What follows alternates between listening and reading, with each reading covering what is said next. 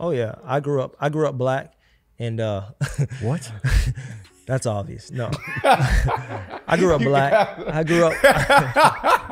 That's funny. That's great. I don't know why I had to say that. I don't know why I felt like. Hi, Reese. What was you gonna We say? had to fight to get a meal. Yeah, wrongfully accused. We had to fight to get a pills. That's why we right to get a deal. He on the team, he gotta eat, you know, despite the skills. He been riding for the fam. You gotta light the fucking wheels straight up.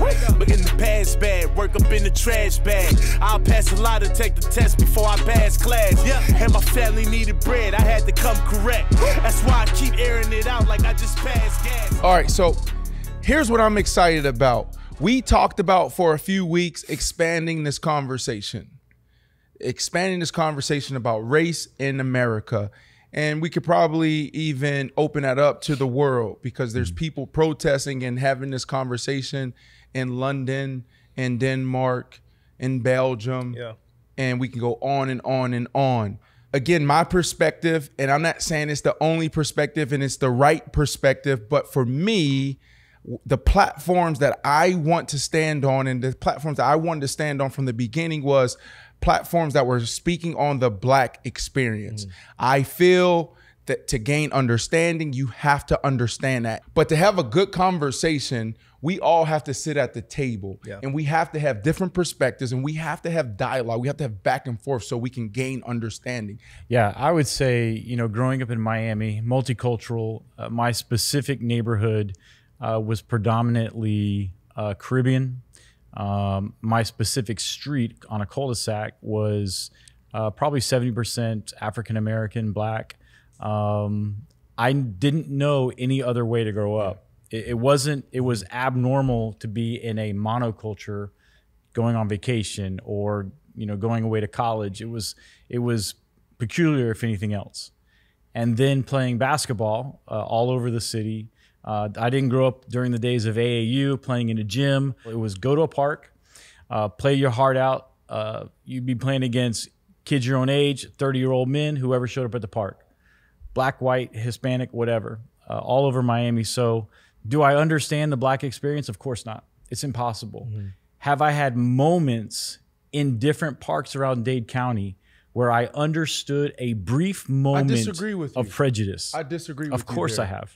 When you know, it's like lived experience is different. But when you grow up in certain areas, like I grew up in a neighborhood where there in Pittsburgh, the poorest county in all of Pennsylvania, where there was one white family, but little Joey, he understood what we were dealing with. So I don't know. I just disagree with you there when you say that. But I don't have understand. it 24/7. My skin doesn't change color, and the perception of me doesn't change, right?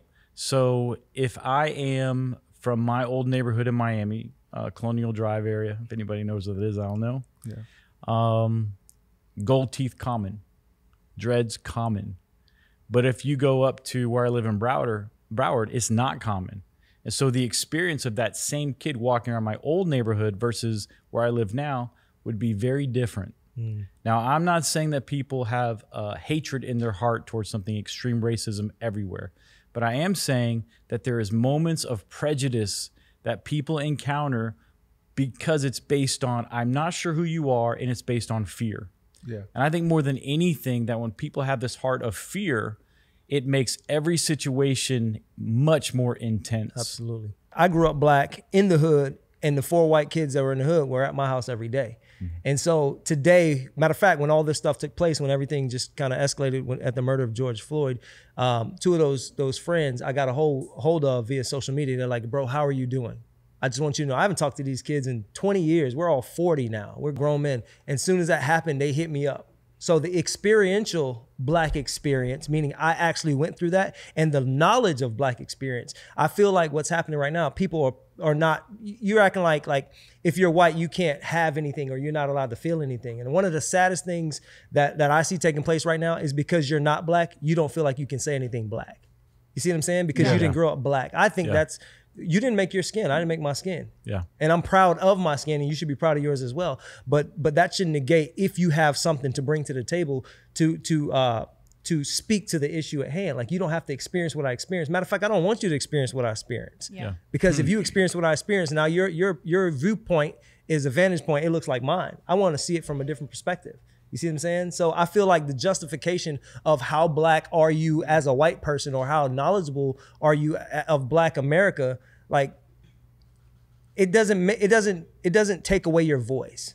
It doesn't mean that you have less to say. It means that you are a person that has a perspective on an issue, bring it to the table. And what I do love, and what I don't know if you were going to say this, but what I've experienced in the last couple of weeks is people who are not Black in my sphere of influence saying, "Hey man, what do I need to know that I don't know?" Yeah. Which is solution oriented in my opinion. Well, I think coming to the table and being willing to know, like, what can we do?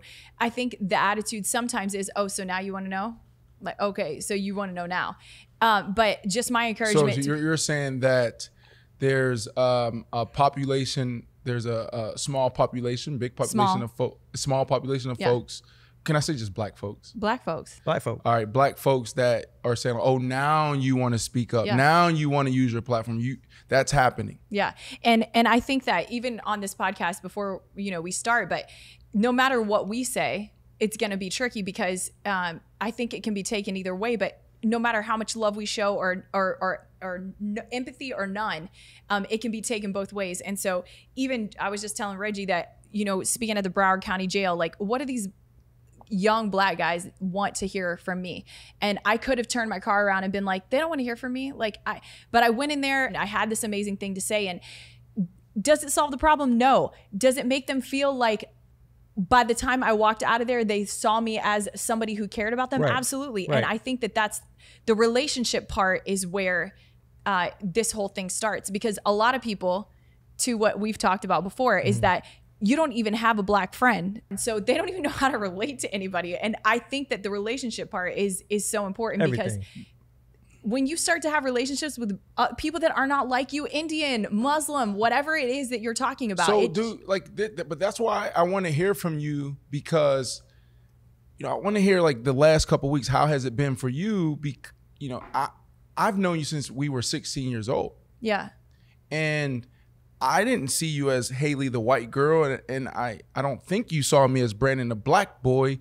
It was like we had a relationship, and really you invited me to the youth extreme ministry with Joey Furjanic, and that's where our bond was created. But for the white person right now, it is a tricky space. Yeah. But you've always had a voice and use your platform to speak up for all people. Yeah.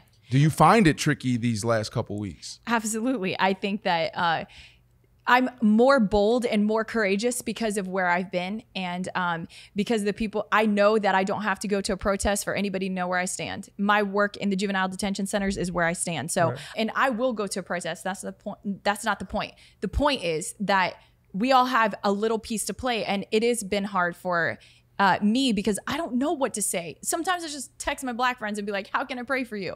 I know that white people who are coming in and saying things like, well, what about white lives? Why don't we matter? It's like a dad who's crying over one of his sons, and his other son, that just got hit by a car. And then his other son's like, what about me? He's like, bro, this is your brother. Like, what are you talking about? I'm crying over your son. Like, you already know how I feel about you. So as a white person, I do want to encourage people to be more courageous, to step out and to build relationships with people that you've never built a relationship with. Who cares what it looks like? Can I just say something too? Yeah, please. The advice that I've been giving to everybody that's not Black, that's been calling me and just having conversation, and to start off much like your conversation, genuine concern. I said this, and Black people got on my case for this. I go, bro, be who you were before this happened. Because if you're trying to pretend, like, real recognize 1000%. real. You don't have to identify with what just happened. If you're a human and you saw God put his knee on the back of the neck of another human and their life dissipated in 8 minutes and 46 seconds, and that does not affect you, you're not human. Right? I'm not saying you have to take on a protest. I'm not saying you have to take on a march, but I am saying this. After the smoke clears, and it will clear at some point, if you're not that same person that you're proclaiming to be right now, you're justifying. I hate to throw that out there because that's what people feel like they have to do right now. If you're not that person, you are disingenuous, and everything that you said, everything you've done will be rubbish. And like it will be no good. So you can't, let me just help y'all out real quick, and B, you can agree or disagree. You can't say anything right now. Okay, you can't say anything right now because the wounded ear does not hear properly. Yeah, well, and that's my point about the protests. There's a lot of people protesting that have never stepped foot in the hood or have a black friend. And it's because, it's against the government or whatever. I don't even know. And I'm not saying everybody, all the white people marching, because there's a lot of people that I know that are marching that are for Black Lives Matter and all the other things that we're marching for. But there's a lot, like, what else are you doing? And are you going to do anything else for the Black Lives Matter or any of your any people that are not like you after all of this is over with? Are you gonna? Like, it's kind of like giving a tip. So I had this great meal and it was awesome. And let me throw 20% down. So I'm putting my 20% into the sign, to the march down the highway, to all these kinds of things. Right, but there's no teeth to that. There's no teeth to 500 people standing on I-95. Now there is some momentary delays of people's lives. There is some momentary trouble because I might be late somewhere. But the reality is that until laws are changed, nothing will change. We saw a heinous crime, and maybe for the first time, teenagers woke up and saw it. And for the first time they saw on the internet or they saw on Instagram, whatever it was, did you see this? Did you see this? And that video got shared like crazy. And all of a sudden there was a massive uproar globally, if you will, or at least in Western culture across the world.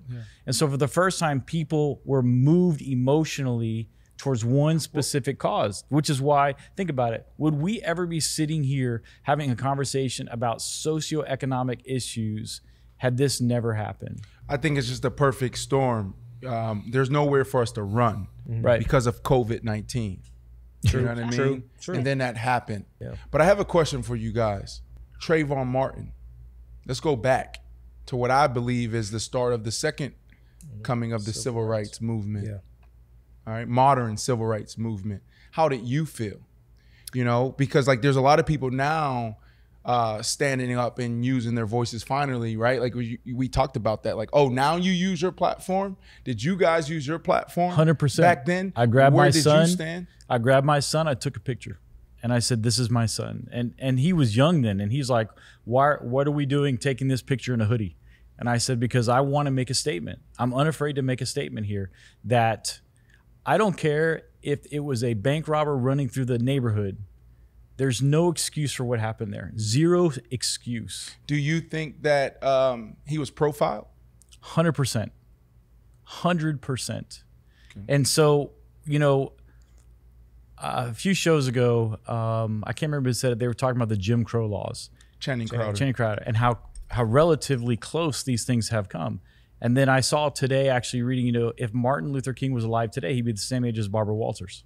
Wow. So we're trying to think like it was something that happened in ancient history, but this is recent history. And America's a very young country. We're just 200 plus years old. And so we've had all of this stuff happening in such a recent amount of time. And really, I think that there's two generations at play here. You have the millennial generation that are now raising their kids, and they've been raised a certain way. They've been raised globally to think large, big picture, multi-generation, and that kind of thing. And then you have the builder generation. That's the 70 plus folks. And you have this shift. What's amazing is it's the first time two generations have been this massive. Millions for the builders and equally millions for the millennials. And so what you're having is massive culture shift. One generation, I'm not saying it was an entire racist generation, but just believed a certain way that you went here and you went here and you went here. And that's what we do. That's how it is. Now the millennial generation is saying, that's not how we grew up. Let's go back to Trayvon Martin and where it happened, Sanford, Florida. So we've got the hood, and then right across the tracks, we got, you know, cowboys and whatever, rednecks. And so, you know, patriotism has become an idol in our country where we have idolized patriotism. My favorite colors are red, white, and blue. I love 4th of July. I love like the idea of freedom, right? Like we all love fireworks and all those things.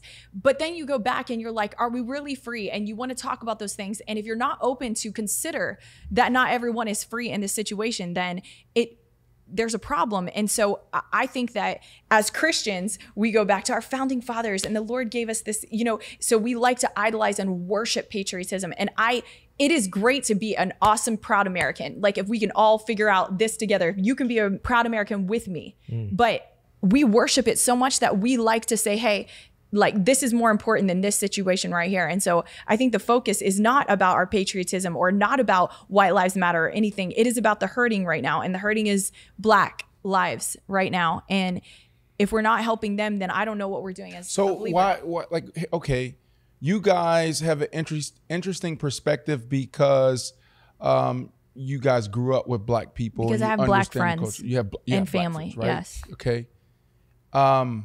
But then you guys also grew up with white family members and friends that didn't. Totally. And so why don't they get it? I mean, you'd like to just throw the word right back in their face, which is ignorance, right? We like to throw it to y'all, but throw it right back to us. Ignorance, not having a relationship with someone. My dad is a great example. His dad was probably one of the most racist people you'll ever meet. But then he had a daughter who had an incredible heart, which I take as a gift. And he had a relationship, and then he ended up having family and son-in-laws and people that would come around the house. And now his life has changed and his heart is changed. So I do want to give credit to people who want to change in this situation as well. Absolutely. Like, expound on that. Yeah. So you say you're his daughter. Yeah. My sister Heather married a Black guy. And he obviously, it's no secret that he was probably freaking out. And just like your grandfather, your father, my dad, your dad, because of how he grew up. Where did he grow up? In Orlando, Florida. And played in Alabama. Bear Bryant, like, played at Alabama. He had Black, Ozzie Newsome, all those guys, like, those were his teammates. But as far as his daughter dating, it's just, you don't do that. Cultural lines. I want to go back to what you said, which is, there are people right now that are being woke. The word is woke, hashtag woke, that have been out of their comfort zone and do want to change. And so I do want to give credit to that you guys have got to also open your hearts to the possibility that there are some people that want to humble themselves and get to know you guys. 100%. I'll speak to that. I do agree that you guys, some people literally want to help. Here's the thing. You're going to take, and this is the facts. You're going to take all this history of being hurt by a group of people, right? And then in 2 minutes of coming alongside the group of people, you want immediate acceptance and trust. That's going to take time. You know what I'm saying? So as I go back to saying, don't say anything today that you wouldn't have said 6 months ago, or don't say anything today that you won't be willing to say in 6 years. You have to be genuine about what you believe, because you're going to die on that cross. You understand what I'm saying? Totally. So yes, people are going to take time. These wounds take time to heal. This is not like a Band-Aid situation. This is a surgery situation. And I feel like our country, I feel like Black people as a whole, for the first time, feel like they have a voice. People will come alongside that's not Black and helping to extend that voice, but it's going to take time and consistency. So with us saying, hey, let us help you, right? You guys saying, let us help you. We say, yes, help us, but be consistent and be patient. We need to continue to have this conversation. This is what it's supposed to look like. If we truly want change in America, Black, white, brown, yellow, all have to sit at the table, understanding each other's experience, so we can then move forward.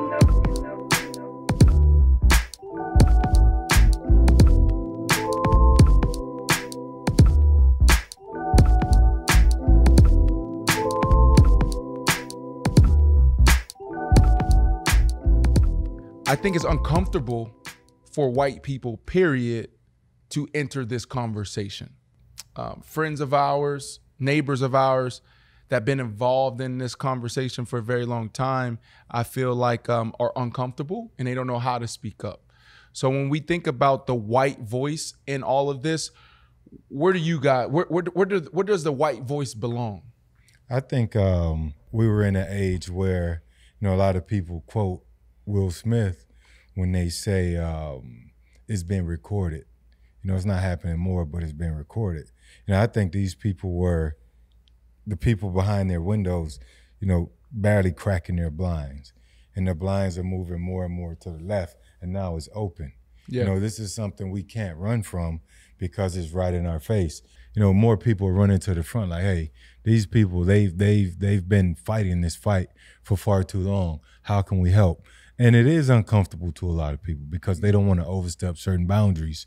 And then you have a group of white people that, you know, they're right there where we are. Really at the very end of the day, that you allow them to go out and fight their fight. You want to try and show them this is how you can help, but let them go out and fight their fight. Whether you feel or someone feels that it's genuine or not, their heart know where they are. So I just want to hear the message getting across. You know, whether it's accepted by this group of people, whether they think it's genuine or not, I'm just a fan of the message and the fight, and that's all that matters to me. Whether they're uncomfortable or not, you know, we got to make them comfortable in that skin, and I'll take them to the fight with me any day of the week. When you start to talk about white people's place in the conversation, what I still don't understand is what can white people grant you that black people can't grant themselves? Ear No. But to listen. sure, but I guess what I'm saying. That's all I care about. Grant right? you what can be so what can be attained from that ear? I think for decades, you know, it's been, you know, black people trying to fight a good fight for themselves. You know, I think now with white people helping to relay that message, you know, really they're trying to get other white people to understand. That's a challenge in itself. You look at it like this, right? That's a challenge You look at it like itself. this, right? If we can get John that's white to listen to our cry, maybe he can share the message to Tommy that's white. And then maybe that can start a chain. Yeah. You know what I mean? So for me, the biggest part of this, right, it's not even about Black Lives Matter hashtag and all that. It's about other cultures listening. This is why it's so powerful for me. Your question is, what can they grant you? Yeah, what can you get from them? What Change. do they possess? Change. But how do they have the power This to is possess how. that? Black people, we've been saying this for years. We've said that. Like, nothing really has changed in our neighborhoods. This has been going on for years. There's been a lot of Reggie Waynes or Fred Taylors, Kaepernicks, standing up talking about, man, this is my experience, this is my experience. But now for the very first time, we have the white voice saying the same thing, saying we get it, we understand. That's why it's major. And now we're seeing change. Yeah, that's why it's major. Something as simple as no more chokeholds in certain police departments in certain areas. We're seeing reform. We're seeing changes in our school system. We're seeing these things right now in this short period of time. And I truly believe it's because it's not only the black person standing up on their platform, it's also the white person, because they have amazing power. They have privilege. But what do privilege? you agree or disagree that racism, hatred is taught and learned? I believe it's a means of communication. Is it That taught or means learned? it's taught.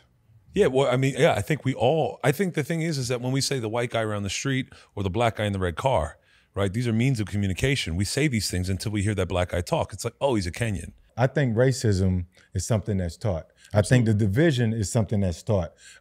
Just simple things. This black person stinks, or this white person, their hair stinks, or whatever it may be. You know, these are things that kids pick up on, and then they carry it.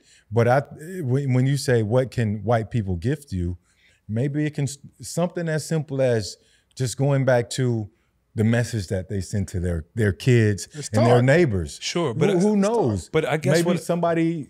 But My message, but my message in asking that question, the reason I asked that, the impetus behind me asking that question is because I feel like there's still too much power given to the hypothetical white man that we need or want something from them.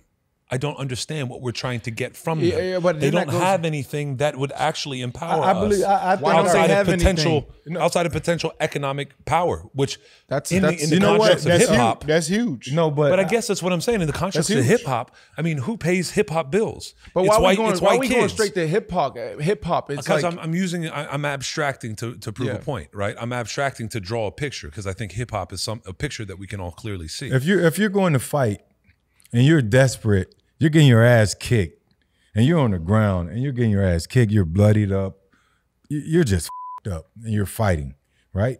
And you're fighting all these people, and the odds are against you. You don't give a f*** who's helping you. You don't want to get your ass beat. You're going to reach out. If someone's willing to extend an olive branch, you're going to take it if they're going to help you fight. That's the thing. Okay, who's kicking your ass? Who is it? Look, bro. I'm not if saying you that don't there's think nobody kicking there's your a ass. system Who is it? in place? Yes, but You know what I'm saying? And it ain't about you and I. Agreed. It's about the f***ing getting system. white people to hear your story isn't going to change the system. it's changed Why not? though. Because you need to build the economic principles for black people to become autonomous. You know, I got black people. I mean, I have White white people aren't going to give you I have something white systemically. people, black people. I've developed relationships over the years. I have white people that I look up to, mentors, black mentors. This is a relationship that I've developed, and these people know different ways around the block to get me where I need to be, that I might not be able to get in that door. And this is how they help. So it could be simple as something as simple as a relationship. White people are gonna have probably more relationships with people in power than black people are gonna have. So that's the gift right there. So we got to use our leverage in our relationships as much as we can. So if we have white people that are willing to fight for the common goal, like, because not all white people are racist. Do you know what the face is? The face. My father started a car wash business, pressure cleaning company. He took that same street savvy and applied that to entrepreneurship in business. When we used to go to the mobile gas stations and the Chevron gas stations, it got to a point where my father had all of the mobile contracts and Chevron contracts in Orlando, Florida. Do you know how he got those contracts? No, I'll just save us some time. He had a face. He had a white man go and bid on those contracts, because my father going to Chevron or mobile gas station, he wasn't getting those. When my father went and bid on those contracts, they were giving it to the next person. But when my father put a face in, a white man, had him dressed in a suit, guy he just found off the corner, paid him $20 to go bid on these contracts, then my father started picking up all these contracts. So when you talk about white and black and economics, explain to me that dynamic. Why did my dad have to have a face, and why is there so many other black entrepreneurs? Because that's a thing in our community, where a black man has to put a white man in power to act as if he is the CEO or the founder of that company. Well, I mean, I think what also might have come into play is the fact that your dad was a dope dealer. I mean, you can't put yourself in the position of legitimacy if he's a dope dealer. Did they know that though? The Chevron gas station didn't know that. Of course they didn't know that. But he's not going to put himself in that position. So I guess what I'm saying is that Explain. I disagree. We got one of the biggest dope. I'm not sure how big of a dope dealer he was. But now he's a billionaire, and he's very inspirational. It seems like everybody's disagreeing with me. No, I'm not disagreeing with you. I'm just making a point. I'm responding. No, Jared, listen. I'm just trying to point out Jay-Z. I want to compare him to B's father, but we're talking about legitimacy. I know plenty dope dealers that they hustled. They got to where they wanted to be, and then they smoothed it out. And I'm not saying there's anything wrong with that. So you said my father, because like Chevron gas station and mobile gas station, I feel like that's him being entrepreneurial. That's him being entrepreneurial. So do you want to give credit to the white man, or do you want to give credit to your father being an entrepreneur? But is that right? So we live in a world where my father can't walk into that. Right? But let me ask you a question. Is it right that a majority of businesses that black people excel in on a popular level, whether it's hip hop or sports, is owned and facilitated by the Jewish culture and by Jewish agents? But you keep going back to that. Everything is owned. Too. Everything is owned and ran by white men. Okay, let's take women out of it. Let's just go to white men, government, education, the banking industry. Everything is ran by white men. What if he is giving credit to his dad, right? He's giving credit to his dad, but the higher ups aren't giving the credit to his dad because he's black. Does it matter whether higher ups give him credit to his dad if he's making the money? Why do you need approval from white people? Did he continue hustling while he did that? Nope. I'm sure he didn't. Either way, that's why he came out here to Winter Park, right? If I can make money with my name off of it, I mean, I might do the same thing. There's plenty of people that do business that way. But that's why you create different that's businesses. what the fight is. We're talking about civil rights, and we're talking about, you know, opportunity, equal opportunity. So for any of us, whether it's a creative, it's a woman, black or white, right? There's so many different civil rights movements where why haven't we ever had a woman president?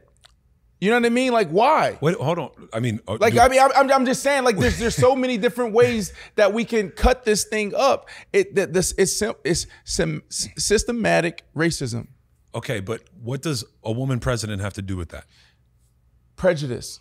Okay, so are we talking about prejudice? Or we're talking about everything. Racism? I'm talking about how America is set up and how America is built. I think there's certain people in power. It's the white men are in power in all these different industries and all these different verticals. You're right, but what I'm trying to figure out is that I think one of the biggest contradictions that people, not just the people here, but people in general end up engaging with is, and we had this conversation on Wednesday, is the idea that they think that freedom can exist with equality. Equality and freedom are diametrically opposed. They work against each other. You can't have equality because nothing in nature is produced equally, right? We can see that by the amount of black people in the NFL. We can see that by the amount of Asian nail parlors, whatever it is, right? The success of them, right? There's certain types of successes that people have in different areas, right? It's not all equal. You don't see a bunch of Asians, Mexicans, or Jews in the NFL or the NBA, right? There's different performance levels for different things. So go back to just the pressure cleaning example. Okay, so as a pressure cleaner, does it matter if you're black, white, or Mexican? Who should get that job? Who should get that? Who should win that bid when it comes down to Chevron, the Chevron gas station, the mobile gas stations? Like, who should get that bid? I don't think I don't know how to answer that. I just want to know why, like, black men, black women that are founders and CEOs of companies, they have to put a face in front of the company to get certain jobs. Other than that specific instance, where has that represented itself? Google it. It's all over. Oh, you can't tell me to Google it, dog. Bro, that's why I asked you, have you ever heard of the thing called the face? Like, I don't have to go into specifics because that is a thing. Black men and women in power put a white person as the face so that sounds like good business. That sounds like good business? That sounds like good business. Okay.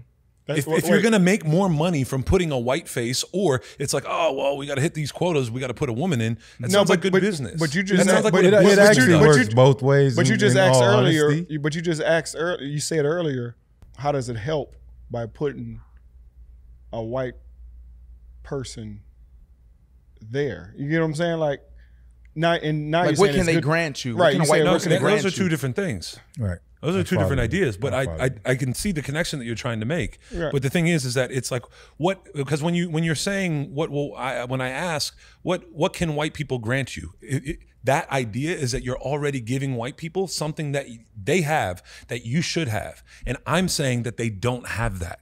There's nothing that white people can give you or grant you, even an ear, that's going to empower black people and have them feel good about their own culture or empowered or equal or whatever it is that they want to feel. White people can't grant you that. Okay, but they can grant us Chevron mobile station. And now you're saying that's good business?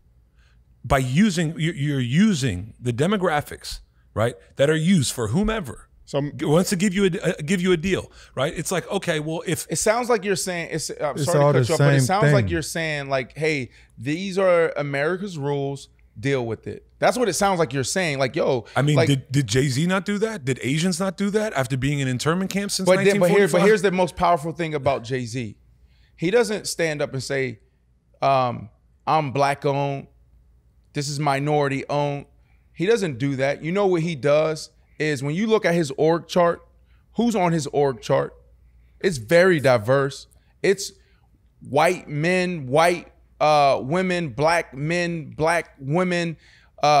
His COO, Desiree, do you think Desiree would run, she would be given the opportunity, afforded the opportunity to be the COO of Warner Brothers? I can't answer that question. No. How can because you you go answer that through because you go through like all of the Fortune 500 companies, open up their org charts, and let's see who's diverse. Let's see where it's at. And these are the things that we're talking about. Would that be your main initiative or main goal if you're a Fortune 500 company is to be diverse? No. Or here's my thing. You're a creative. You're selling a documentary. When you're ready, when you said you probably have 3 more months left to have your documentary finished. Now, what are you doing with that documentary? Editing. When you're done. When I'm done, I'm seeking out distribution. So here's my hope for you. Here's my prayer for you is when you walk in those doors that you have the same opportunity that Ashton Kutcher has. That's my hope for you, that they hear you, that they see you. That's my hope and that's my prayer for you. It's got to be lucrative though. If I don't have a story that's lucrative though, then it doesn't matter what my race is. The story. So it's now we're getting into the story. No. That's still economics. Lucrative. Okay, so we go back to when's the last time we've had a normal family black family represented in Hollywood? What is a normal black family? The Cosby Show. That's a normal black family. The Cosby. What about the Cosbys? You tell me about Hollywood, because the men in power, right? We go back to comfort level. So if I don't understand, you talk about lucrative. If I don't understand what you're pitching me because I just don't understand, I've never been exposed to it, how am I going to back it? Okay. So now we go to which show that is filled with, so one can say stereotypes. Empire did extremely well. Power did extremely well. It's black. That was the first time in a very long time where people were like, and this is not the healthy black family, but this is the first time we're like, oh, the power of the black dollar. So when we talk about lucrative, the people in power making these decisions on what's going to be lucrative. Is that the power of the black dollar, or is that the power of black entertainment getting more dollars than just the black dollar? Because if somebody were to produce a show and they were to solely rely on black dollars, meaning purchasing that show or watching that show, right? Purchasing these things, then most black shows wouldn't survive, or they'd be relegated to. Why not? Let me ask you a question. It's literally the business model of hip hop. I get it. I mean, you have mostly white kids showing up in the shows and buying the albums, downloading the music. I get it. I mean, that's what makes you economically viable, is that you create an insulated pocket of entertainment, and then you lease that out to other cultures. That's what I'm saying. I think things should be insulated. And if you need to put a white face on it, you say Jay-Z finds a great white rapper, the second coming of Eminem. I mean, should he not sign him if there's a bunch of people that are going to be buying his music and he can make money off of it, and all the CEOs that are behind this guy, or the managers that are behind him that are black? Like, do we always need to be, do we need a black face to make money? Jews don't need a Jew face to make money. Asians don't need just an Asian face to make money. What I'm saying is that, do we want to be the entertainer, or do we want to be the equitable or the money gaining CEO that doesn't need to be singing and dancing on stage? I don't mind using a white face if I want to make money. If I want to make money, put anybody there. Say for instance, this X company that's ran by a white person, right, has 1 billion ears that can hear your story, right? Then you have Y company that's ran by a black person that has 1 million ears, right? Which side would you want to sell your documentary to? Depends on what my goal is. If my goal is to reach people, you want to have a lot of reach people. Yes, to reach people. That's why I reiterated it, so we're all on the same page. So you want that X, which is ran by the whites, right? Potentially, because my goal is to have my story told, and if my story can reach more people, then sure, then that's my specific goal for that. Now, if I wanted to make money, if I thought it were equitable, we're just talking about ears, right? Okay. What if that X corporation, which is white, they tell you got to cut your hair and your beard. To put a documentary out? No. To get it on all those ears that you're trying to get it on, that particular person tells you have to cut your hair. In order to promote my film? Yeah. That would have to be discussed, but I think that I have enough negotiating power that I could get that person to actually produce that, and that would be nonsensical. I think it's nonsensical. I don't think that's right or correct, but I would still have to, as a businessman, have to consider whether I want to be offended by that or not. And I think goes that's back what but I think it comes back to that. I think it comes back to exactly that, which is like, okay, how much of my own pride am I willing to put aside for equity? Right. Now that I've had my story and told, that's the conversation. Now that I have it out, then it's like okay. But that's the entire conversation, because it all goes back to one, relationships. I'm huge on relationships, and then we talk about partnerships. You know, there are programs that the government has in place for minorities, right? But because I'm a minority, I might have a white buddy who, you know, he understands the landscape more so than I do, but I'm that black face. So we'll sign up and create this company because I'm a minority and I'm the asset, and I'm gonna reap the benefit, where there's no rules that say I can't have a white guy under me, you know, under my face, that's really running the company behind closed doors, and vice versa. So really, at the end of the day, it doesn't fucking matter. If it's business, it doesn't matter if it's white, the goal is black, making money. Exactly. You know, you think about Tyler Perry. He's his own entity, and he say, look, this is my thing. I'm creating my brand specifically for black people. Yeah. Now, if I have white people to follow, that's fine. I'm not saying you guys can't follow, or I don't want you guys to enjoy what I make, but I'm gonna show you the blackness. And if you love it, I love it. You know, but this is for my people. And that's totally okay. But for years and years and years, we've been on the outside trying to scratch and claw to get in that room. And I think it's totally okay.